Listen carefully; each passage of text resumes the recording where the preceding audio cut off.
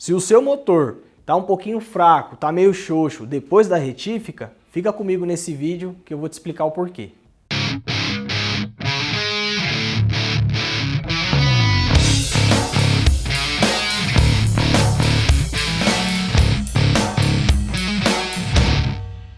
Pessoal, Vini de Andrade aqui, mais um vídeo da Academia do Motor.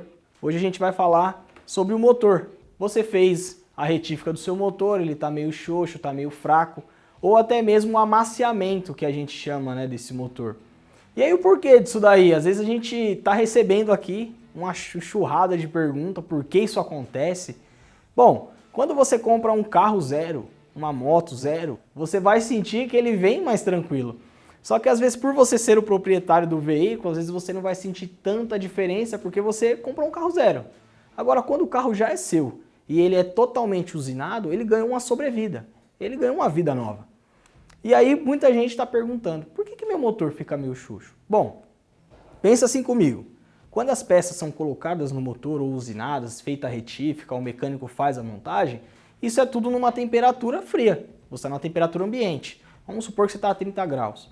Quando o motor está ligado, geralmente a gente sabe que a ventoinha dispara entre 80 e 90 graus Celsius. Então esse motor ele trabalha numa temperatura quente e quando a gente tem peças, qualquer tipo de peça mecânica, sendo um bloco de ferro fundido, um bloco de alumínio, ele é feito de moléculas, né? O que essas moléculas fazem quando ela esquenta? As moléculas andam. Então, naturalmente, você vai ter o assentamento de uma peça sobre a outra, entendeu? E o que acontece? Bom, minha camisa, meu pistão, meu anel são novos. Então até eles se assentarem, se ajustarem aqui dentro, você vai sentir que você tem um carro mais fraco. Mas é somente porque você ainda não está na temperatura ideal que aquele motor precisa para ele se encontrar, para ele encontrar as peças, tá bom? Falando em amaciar, bom, vou fazer uma pergunta. Você já ouviu dizer, ou já ouviu, ou já viu ferro amacia? Então que história é essa de amaciar, né? Bom, a gente vai entrar um pouquinho aqui na história do brunimento. O pessoal já deve ter visto muito vídeo, mas a gente vai deixar o card aqui em cima. Qualquer coisa você dá uma explanada melhor para você entender bem sobre o brunimento. E assim, o que aconteceu com esse amaciamento de motores antigos para motores mais modernos? Bom, o brunimento antigamente ele era mais grosso, ele era mais rústico, ele era feito de uma forma grosseira. E aí a gente tinha anéis mais grossos, canaletas maiores. E aí a gente ia ali, o próprio anel ia fazendo o amaciamento, ele ia fazendo como se fosse uma lixa na parede e tornando aquela parede amaciada e junta, conforme a peça ela é colocada ali no motor, né? E isso em temperatura de trabalho do motor. Bom, nos motores mais modernos, a gente já tem brunimento que ele é feito com 3 pedras. Então ele é um brunimento bem mais fino. Você consegue enxergar aquele risco, mas você não consegue passar a unha. Esse é o brunimento correto, perfeito que a gente tem hoje em dia.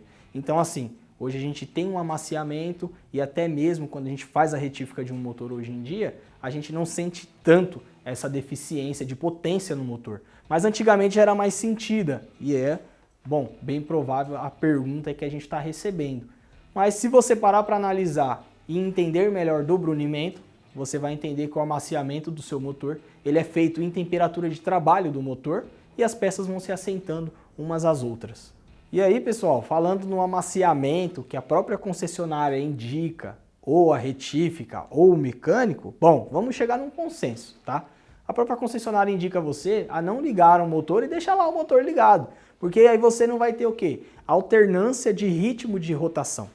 Então o que acontece? Se você reparar, todas as trocas de marchas dos seus veículos, qualquer ele que seja, geralmente ela acontece entre 3,5, 3.000 giros até 4,5, 5 no máximo.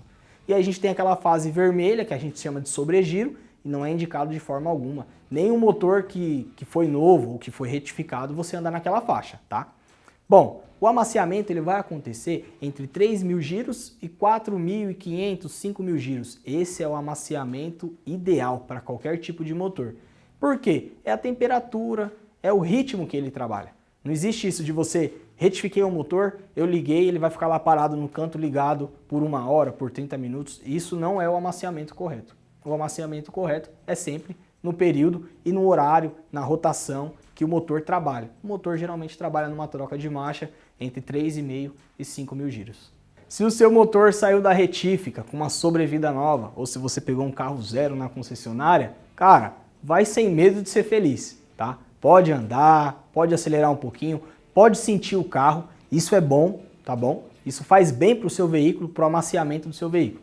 Quando eu não posso, bom, eu peguei um carro zero, ou um carro que tem uma sobrevida, ele veio falhando, por algum motivo a temperatura está aquecendo, estou percebendo que ele está irregular, estou sentindo que ele está estranho, aí sim, volta até a sua concessionária, volta até o seu mecânico. Bom, as dicas de hoje foram essas. Se você gostou, dá um like, curte, compartilha. Se não é inscrito, se inscreve aqui no nosso canal e não esqueça, coloca aqui nos comentários se você gostou, se você quer mais conteúdo e quais são as suas dúvidas.